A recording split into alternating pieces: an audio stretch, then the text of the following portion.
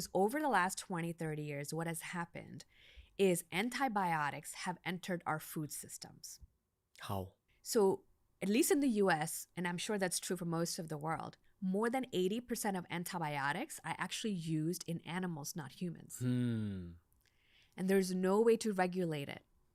They use the atom bomb antibiotics to feed chickens, to feed pigs, to feed cows, so they don't get infected, right? Because we have these massive animal farms to mass produce the meat. And by using so many antibiotics and by eating that meat, you're almost microdosing. You get tiny little dose of antibiotics every single day. Wow. Okay. So think about the long-term impact of that in the gut microbiome. Let's use this section of the podcast to draw out a guideline for non-vegetarians or people who eat meat.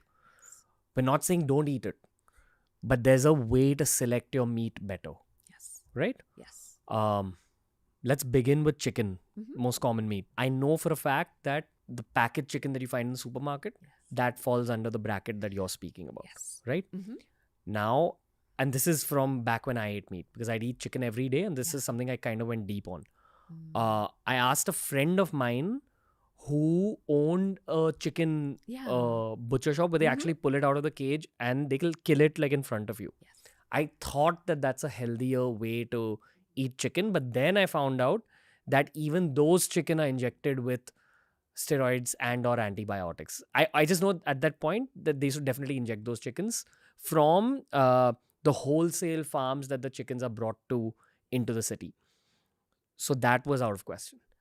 Now in India, we have this culture of something called gouty chickens, which means it's the equivalent of farm raised. Yes. The chickens which are allowed to go here and there and like eat, the grass, the worms, etc. It's a little more expensive for sure, but that's probably the only safe way to eat chicken. Yes. Anything else? I think the quality of meat is so much more important than how much amount of the meat you're eating. So I always ask that question to my patients when I am taking a diet history. I ask them, if you eat meat, what type of meat, what type of eggs do you buy? Where do you buy it from? Because that's going to help me understand how much of it should they be eating. It's not just saying, I'm going to eat chicken 3 times a day. Yeah, but where are you getting that chicken? Spend the money. It's worth the extra effort, the money to get high quality foods. Because what you're not seeing that's on your plate is the hidden pesticides, chemicals, antibiotics that are going to do so much more damage than just the protein you're getting in the chicken. Can we speak about eggs as well? Yes. Same rules. I think you're supposed to have farm raised eggs. Exactly. And you know the difference. You see it, right? Sometimes when you buy these commercial grade eggs, they're big, white, they look perfect. The yolk is very light, like yellow. You buy farm raised natural eggs, the egg's not that big. Egg might be different color, and the yolk is like bright orange.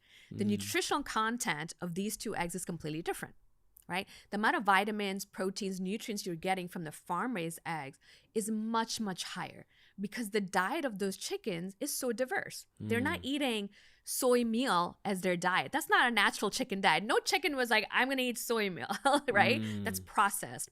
They want to eat the worms. They want to eat the grass. So the more variety the animal has, the more nutrients you actually get in the food. Okay.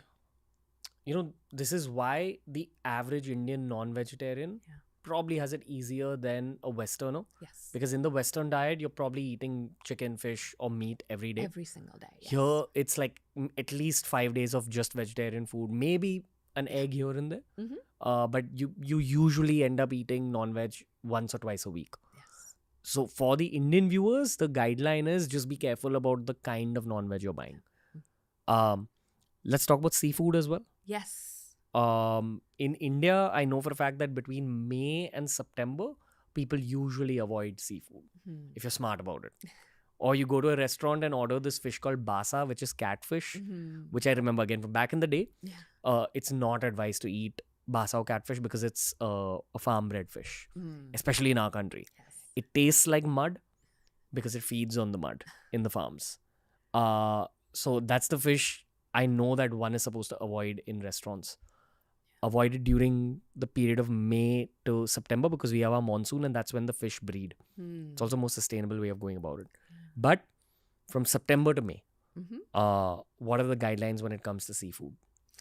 So with seafood, just like animals, most of the fish is actually grown in farms, right? Highly confined area, lots of antibiotics are given to fish as well. So you're not immune to that. Not only that, because of the environmental pollution, you also worry about mercury levels.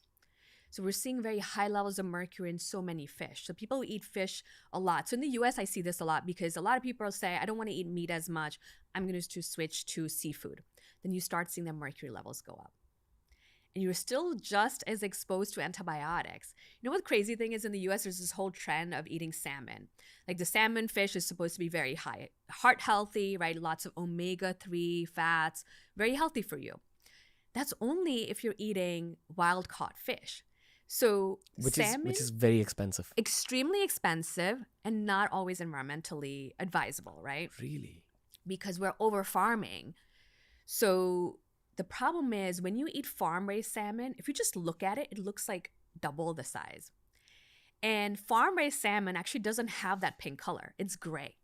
So they actually feed this chemical called astaxanthin to the salmon to give it that pink color. Most people don't know. Farm-raised salmon is gray.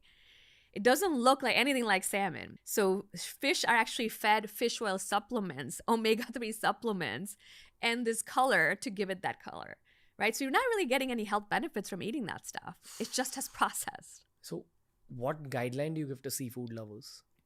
So at seafood level, I always say go with sustainability first. Buy local as much as possible. So if it's local, then you know it hasn't traveled thousands of miles. You have better control over, is it in season? Is it a good time of the year to eat it? So always think about what's local, what's in season first.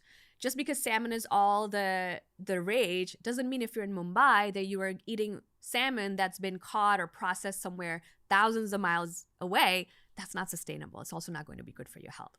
So seasonal, local is always the way to go.